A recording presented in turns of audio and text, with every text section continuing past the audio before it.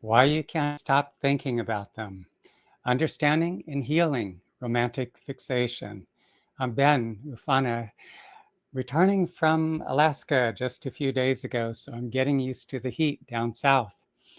And as always, the articles I write are so in depth. And so, like many journalists and academics, I will be reading from the article itself because it's just way more than I can possibly remember. So, with that said, let's dive into it. There's a trap that many people fall into.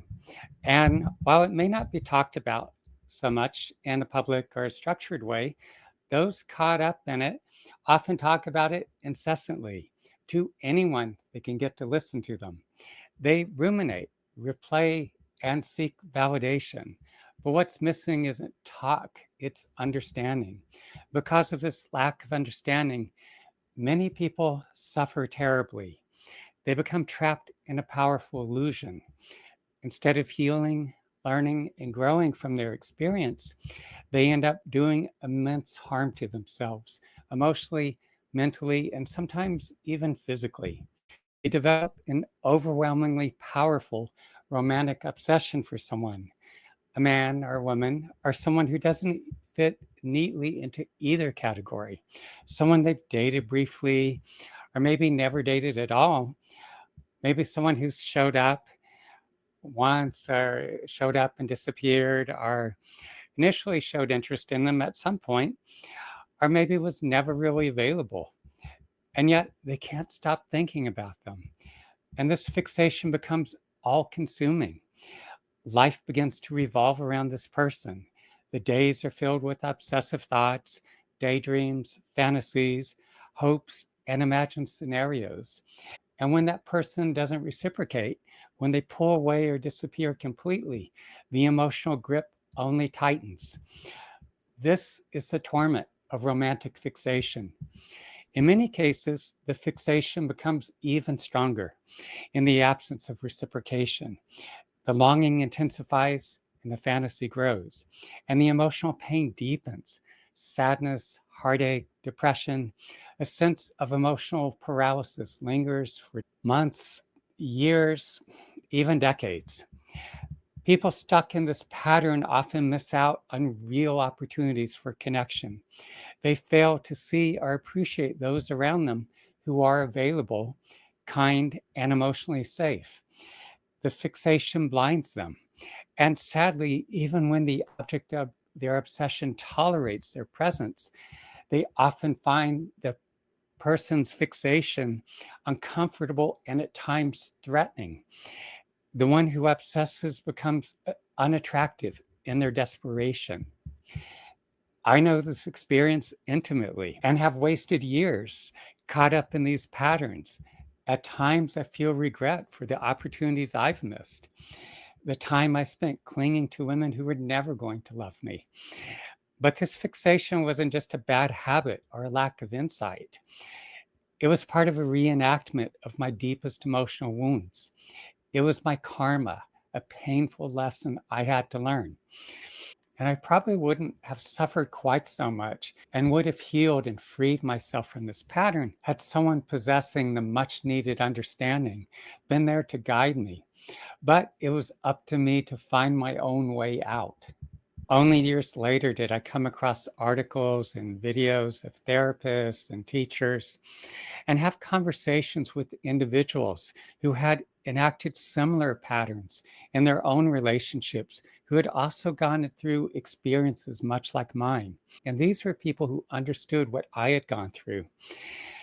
I learned a lot from them. Their insights gave me the cognitive understanding I had been missing. But the intellectual understanding only took me so far. I took off from there, deepening my understanding through years of intensive practice and therapeutic intervention. The practice I developed and the interventions I worked with helped to facilitate the healing and transformation of the deeply wounded parts of me. And now I want to share these insights and understandings with those who are still stuck in that loop. Romantic fixation isn't just about having a crush or missing someone. It's far more intense.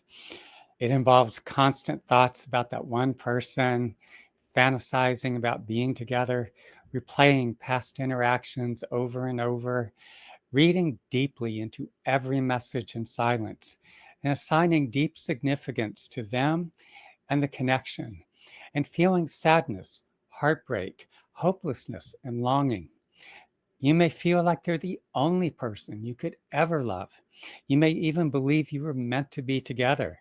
But the truth is, you're caught up in an illusion, a narrative constructed by your mind through filters of emotional wounding, projection, and powerful neurochemical processes of your brain combined with a deep instinctual drive to bond with another human being.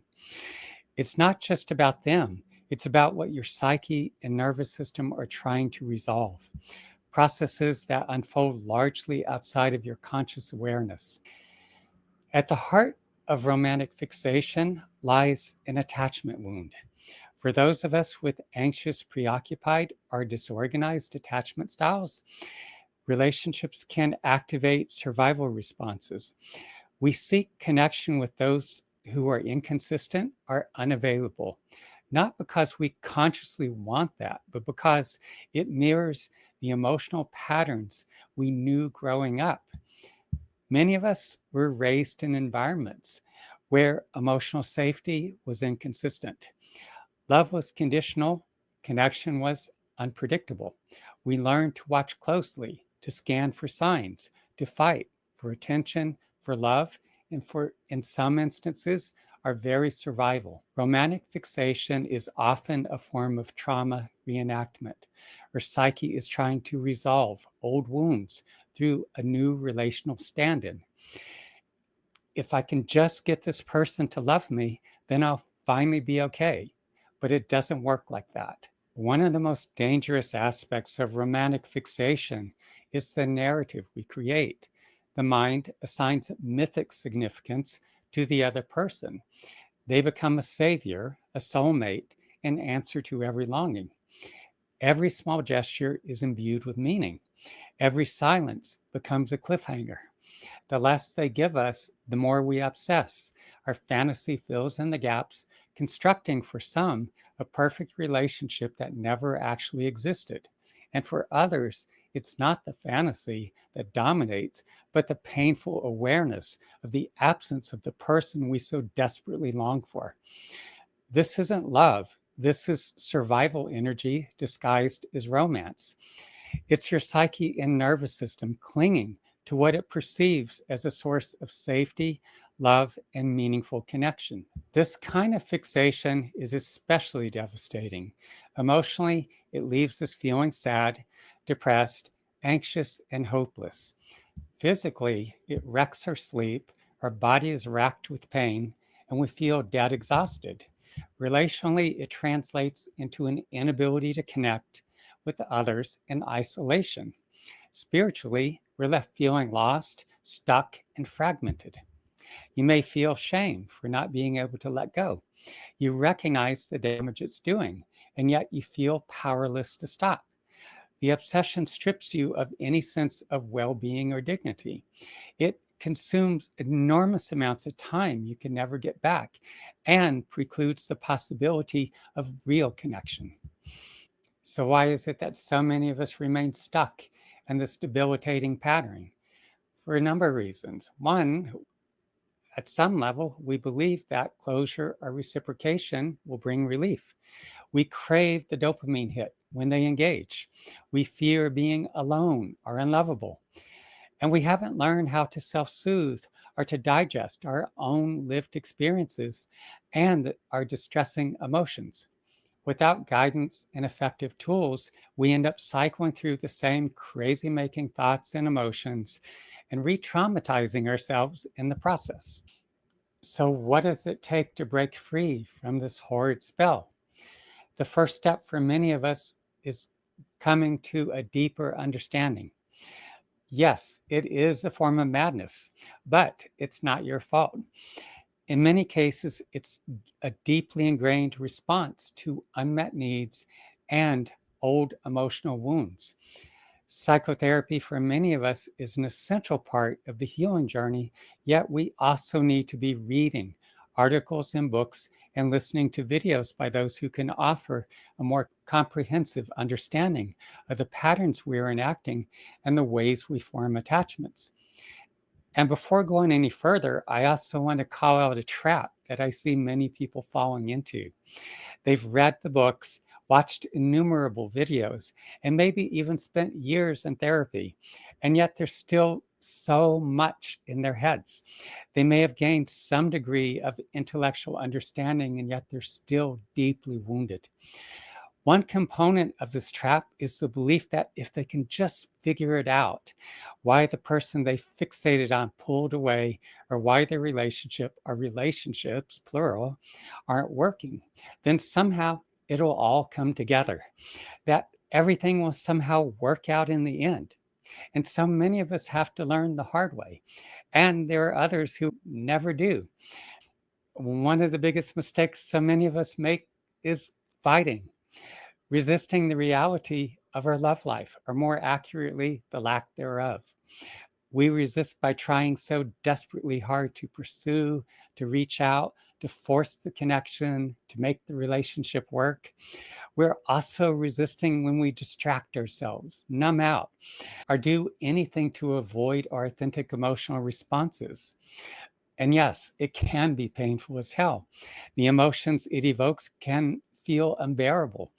But to the best of our ability, we need to be embracing our experience for what it is and allow ourselves to acknowledge and fully feel what's actually there. When I encounter someone still trapped in this pattern, I can feel the pain lodged in their body.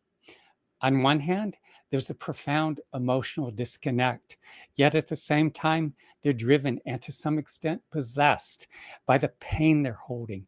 They're so far up in their heads, spinning obsessively in their thoughts about this person they've grown so attached to, that they're largely cut off from their own inner source of nurturance. And because of that disconnect, they end up sucking the life force out of those with whom they interact. Breaking free requires enormous discipline, courage, and a willingness to feel and to make consistent use of the most effective practices and therapeutic interventions.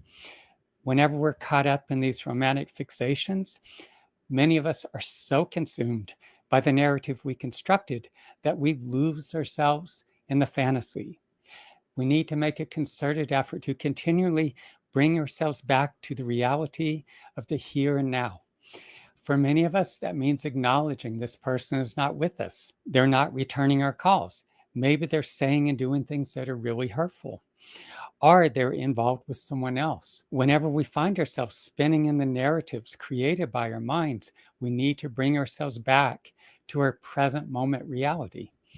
Once we acknowledge what's true in the here and now, we need, to the best of our ability, to access and feel as fully as possible any bodily sensations that arise along with our authentic emotional responses. Then breathe softly and deeply into those feelings and sensations as they arise. For some, letting go comes easily. But for those of us who have repeatedly found ourselves caught in romantic fixations, the emotional wounding often runs extraordinarily deep.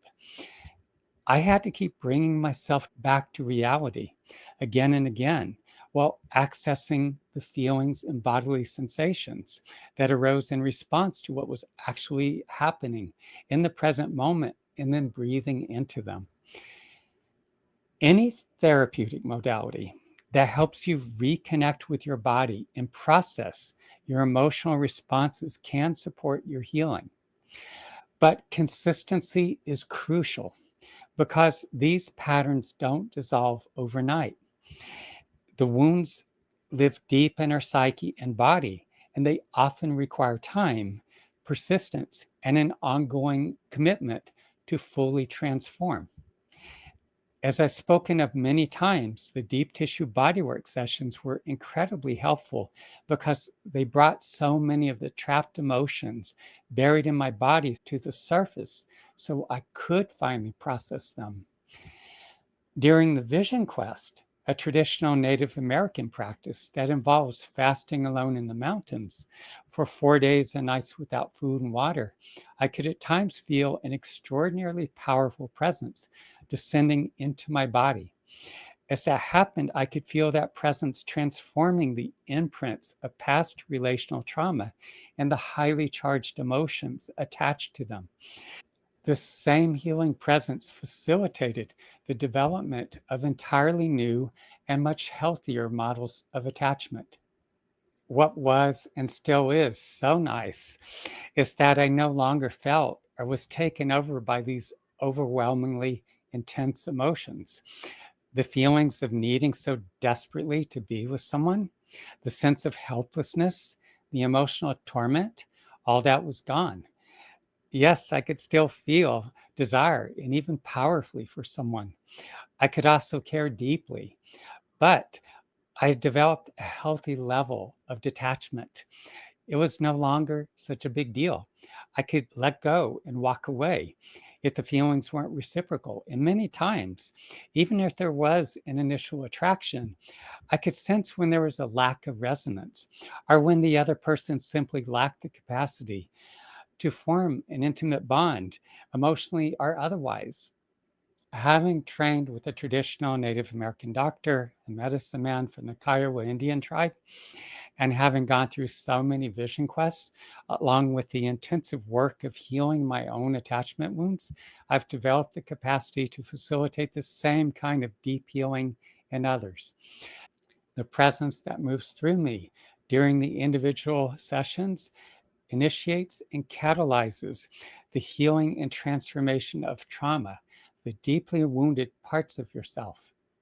As you go through this process, you begin to digest both your lived experiences and the highly charged emotions attached to them. What I see happening in the people I work with is that they begin to digest their own relational trauma and the highly charged emotions bound to those experiences.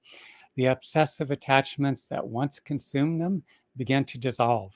They're no longer clinging so tightly. There's a growing ease about them. They become more embodied, no longer stuck in looping thoughts, incessant fantasies, or the debilitating emotional patterns that once held them captive. Something deep shifts, and they begin to feel it in the way they move through the world. As their love and acceptance for themselves grow, they become more compassionate, better able to self nurture. They're no longer chasing people to fill the void. This inner shift makes them naturally attractive in a grounded, embodied way that enables them to draw the kind of individuals with whom they truly resonate. This is the kind of transformation that becomes possible when we do the real work, when we show up consistently and commit to the process. If you're feeling called to take that step, you could click on the link or reach out to me directly at 332-333-5155. And I want to thank you for joining me today. And if you haven't already done so, be sure to look below, click on the link to subscribe, click like, and share this video with anyone you feel will benefit from this message.